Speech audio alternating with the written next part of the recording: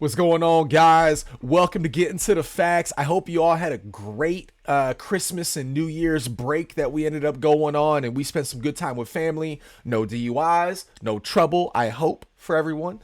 All right, but again, I hope you guys had a great time with family and friends. But we're going to start this new year off with a spicy little topic. I really cannot believe that our justice system is doing what it's doing to a political rival of the administration, the current administration. We have two states now that have kicked Donald Trump off the primary ballot box, citing the 14th Amendment, specifically Section 3, that is basically, and we'll get into a little bit more of it, but it excludes people who have incited or helped an insurrection or going against the country to be able to serve in power in office. Okay, whether it be Congress, Senate, or the presidency. But the thing is Donald Trump was never convicted of insurrection. Like, he wasn't at all. So it's just so weird how they're even trying to do this. This is going to get tossed out the moment that it goes to any higher court. There's no way that this is going to stand. And they're doing everything that they said Donald Trump was going to do. They're weaponizing the justice system. All these states that are blue states, they're trying to kick him off the ballot without any precedent, without any actual evidence that he incited an insurrection.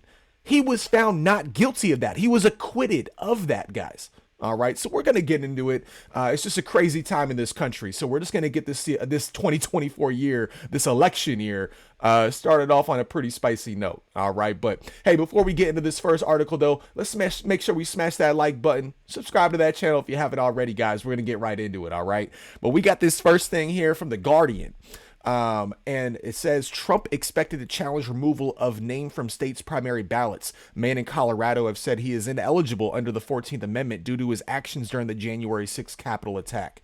Donald Trump is reportedly expected to file legal challenges early next week to rulings in Maine and Colorado knocking him off primary ballots, amid mounting pressure on U.S. Supreme Court justices to rule on whether his actions on January 6, 2021 constitutionally exclude him from seeking a second term in the White House. The New York Times said that the Trump's legal moves could come as early as Tuesday. The impending collision of legal, constitutional, and political issues comes after the two states separately ruled that the former U.S. president was ineligible under a constitutional amendment designed to keep Confederates from serving in high offices after the Civil War. In Maine, the Secretary of State, a political appointee, issued the ruling, and a challenge will be filed in state court. Meanwhile, in Colorado, the decision was made by the state's highest court and will probably have a swifter passage to the conservative-leaning U.S. Supreme Court should it wish to hear the case. The conservative justices on the Supreme Court are sympathetic to originalism, which holds that the meaning of the Constitution and its amendments should be interpreted by what its authors wrote. On the other side are justices more in tune with a contemporary application of the spirit of the original wording. And let's just stop right there. I'm sorry, but if there is an amendment, a constitutional amendment that is in there, it needs to be interpreted based on verbatim, based on what it meant when it was originally put into the Constitution. You cannot abstractly think, oh, well, they could have meant this, 100 and something years down the road. It could definitely kind of mean this. No. It is specific. Okay. These amendments, our Bill of Rights, everything that we have in our Constitution, it is exact. There is no interpretation of anything when it comes to our Constitution and the amendments that we have put in place. Like, the verbiage is so direct and it's so detail oriented with how we wrote it, to where there's no way that you should be able to interpret it abstractly or based on your own interpretation of what you thought they meant. No. They told you what they meant when we wrote the freaking amendment, guys. That's the crazy thing to me is you cannot look at the Constitution and these amendments that we have and think, oh yeah, well, this was written so vaguely that you could just interpret it. No. This is not written vaguely at all. Please, if you don't believe me, please look up the Constitution. Please look up the amendments that we have. the way they're written are so detailed, guys. There's no way that you can interpret this as, oh, well, this is just vaguely written. No, it's not. Okay, so it's just a joke that they're even thinking that they can interpret it a slightly different way than the way it's written. That's why we have different levels in our justice system. Okay, everyone's got to keep everyone accountable. The Supreme Court better do its job and really hold up the Constitution and go after this and really take it for what it is. Okay, but let's go back to this article. That was just crazy how they even said that. But we over here. The precise wording of the passage in question, Section 3 of the 14th Amendment, says anyone who has taken the oath of office, as Trump did at the 2017 inauguration, and engaged in insurrection or rebellion against the same, or given aid or comfort to the enemies thereof, is ineligible. But at the heart of the anticipated challenges will be whether individual states have the authority to interpret constitutional matters outside their own constitutions. Every state is different, Shenna Bellows, Maine Secretary of State, said on Friday. I swore an oath to uphold the Constitution. I fulfilled my duty, which you have not, because Donald Trump has not been convicted of insurrection on January 6th. He is not even found guilty of insurrection. I mean, guys, this is just insane to me. They're trying to take him off the ballot for something that they said that he did, that he actually was acquitted for. Okay, he was acquitted. So like, oh, this is just it's just really blowing up our entire justice system right now. They're doing what they said Donald Trump would do. They are weaponizing our justice system to go after their political rival, who is the majority, by far the majority leader in the Republican Party, to be the nominee for this election coming up. Absolutely crazy. But at the heart of the anticipated challenges will be whether individual states have the authority to interpret constitutional matters outside their own constitutions. Blah, blah, blah, blah. Okay, I already read that. Let me see. After Maine's decision on Thursday, Republican Senator Susan Collins said voters in her state should decide who wins the election, not a Secretary of State chosen by the legislature. Completely agree. Former New Jersey governor and trailing nomination rival Chris Christie told CNN the rulings make Trump a martyr. He's very good at playing poor me, poor me. He's always complaining, Christie added. Okay, Chris, whatever. Lose a couple pounds before you start complaining too. Florida's Governor Ron DeSantis told Fox News that the Maine decision violates Trump's right to due process, which it does. A jury decision on the now delayed insurrection case. Former South Carolina Governor Nikki Haley said it should be up to voters to decide who gets elected, as it always should be. One Trump advisor, speaking on condition of anonymity, told the Washington Post that all state appeals court decisions on multiple efforts to kick Trump off state primary ballots, 16 have failed, 14 are pending, have ruled in the former president's favor. We don't love the Colorado ruling, of course, but think it will resolve itself. According to the New York Times on Saturday, Trump has privately told people that he believes the U.S. Supreme Court will rule against the decisions, but the court has also been wary of wading into turbulent constitutional waters of Trump's multiple legal issues. I mean, guys, again, this is just so unprecedented. This is so unprecedented. If he's this bad of a person, if he's this bad of a candidate, then the voters won't vote for him. But they are getting in the way of the voters determining what is the best direction for this country to go in. And it is so blatant. It was blatant back in 2020. It is absolutely on another level now. The amount of legal cases they're trying to flood Donald Trump with, and a lot of them are 99.9% of them are absolute BS if you really look into it. Okay, there's really no evidence to think that they can actually go through all the way to the highest courts and find him guilty of any of these things. Okay, the documents one is maybe the only one that possibly can get him maybe anything, but freaking Joe Biden had documents in his goddamn garage.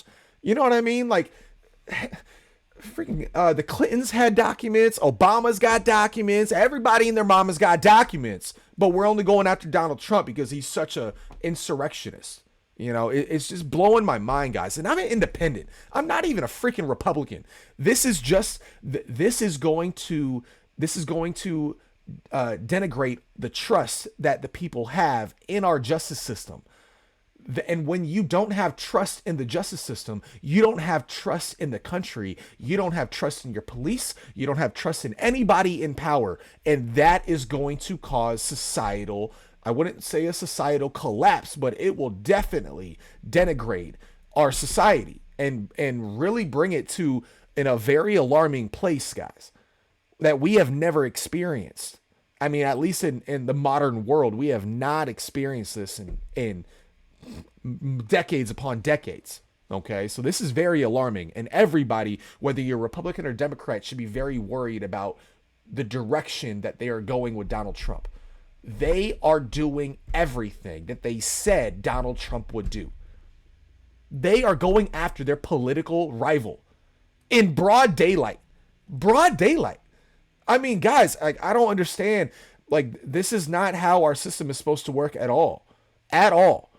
So it's just very frustrating, guys. It's very frustrating.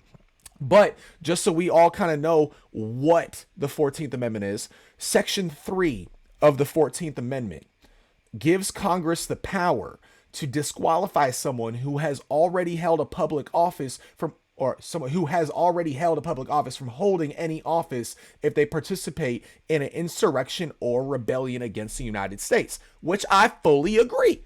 They should never be able to hold office if that is the case. Promise. I'm right there with you. Okay. But let's go back to 2021. The New York Times. Trump acquitted of inciting insurrection, even as a bipartisan majority votes guilty. I don't see how they voted guilty, because it wasn't. If you read the article, they didn't. Okay. Like, you had some Republicans vote guilty, but it was 50 something. Let me see what we got here. All right. Under the watch of National Guard troops still patrolling the historic building, a bipartisan majority cast votes finding Mr. Trump guilty of the House's single charge of incitement of insurrection. They included 7 Republicans, more members of President's party than have ever returned an adverse verdict in an impeachment trial. But with most of Mr. Trump's party coalescing around him, the 57-43 tally fell 10 votes short of the 2/3 majority needed to convict and allow the Senate to move to disqualify him from holding future office. I mean, guys, you see the wording, and it's because it's the New York Times. It's because it's the New York Times. But the wording is such that they are making it seem like he was found guilty, but he somehow got out of it. No. The House, Congress, which at the time was made up of the majority Democrats, they voted to that he was guilty. Then it goes up to the Senate. Okay, whatever happens at the House moves up to the Senate. It's got to be a 2/3 majority on both sides. Okay, and when it got to the Senate, there was no way that they were going to convict that. There was no evidence of it, guys. He said, "Let's march peacefully to the Capitol, and have our voices heard." Okay, it is a little bit of a loose quote, but it almost, I would say, about 75-85% correct. Okay. But look it up. Look up his exact words. Like, he did not incite there to be violence on our Capitol. Like, it wasn't the case. It wasn't the case, guys. So we got to be very careful about what we really are going to allow our government to do. Because I don't care if Trump's in power. I don't care if it's Biden. I don't care who it is. Okay? Anyone that is weaponizing our justice system the way they are. And I'm not saying that you can't go after political opponents if there's legit, I mean, you have to have concrete evidence that they are committing atrocities against the United States. But all the things they're doing to Trump are very semantical. Like, they are very little, like, maybe just misdemeanor type things. Like, why are we doing this? It makes no sense, guys. It makes absolutely no sense. So let me know what you think. Put it in the comments, guys. I really want to hear what you have to say about it as well. Again, I'm trying to make this a community where, we have people on both sides of the aisle. We try to come and find common ground, and we got to find common ground on this. Because again, I don't care if it's left or right. Like, this is bad, because if the other party that you don't like gets into power, and this is the precedent that we set, they're going to use it right back on you. and it's gonna magnify. It's gonna get worse as time goes on because there's more and more and more precedent to be able to do this stuff. I mean, this is third world banana republic type stuff that they're doing, guys. So we just got to be very aware of it. We cannot allow this. We got to vote in people that will not stand for this. And we need, honestly, we just need to get establishment politicians out of this thing. That's the only way to do it. It's the only way to do it, guys. All right. But again, I hope you have a great rest of your day. I hope you have a great start to the new year, 2024, baby. Election year. Everyone stack up as much money as you can. I know things are expensive. Make as much money as you can. Get as much guns and ammo as you can, as much food in the deep freezer as you can. We got to just prepare ourselves for whatever the world throws our way. All right. But again, have a great day. Stay blessed. And I'll see you on that next video.